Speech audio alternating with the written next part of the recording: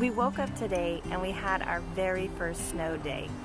You know, you wake up early, you're getting all ready for school and work just like normal, and then bam, there comes the message, 2-hour delay.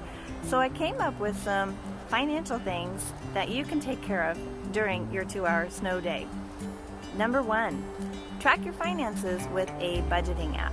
So there are a number of really great budgeting apps out there.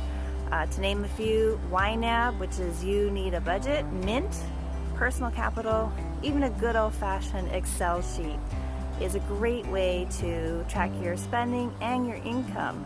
You have a great idea of where you stand day by day. 2, give your property and casualty person a call. That's the people who take care of your auto insurance. So you can see there behind me, we had to come out and scrape off the car. I have a teenage driver. It's a great time to review not only the coverages that you have, but especially your liability. And what is liability insurance coverage?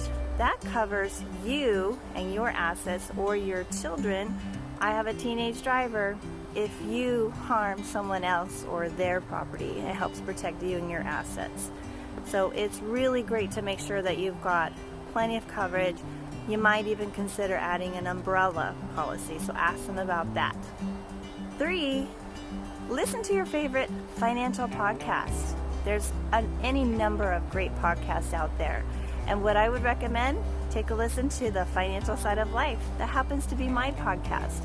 And on that podcast, you will hear a lot of great stories of other people who have created businesses, who have sent kids to college, who have done a number of things related to improving their financial life. So there you go. There are 3 things that you can take care of during your school's 2-hour delay.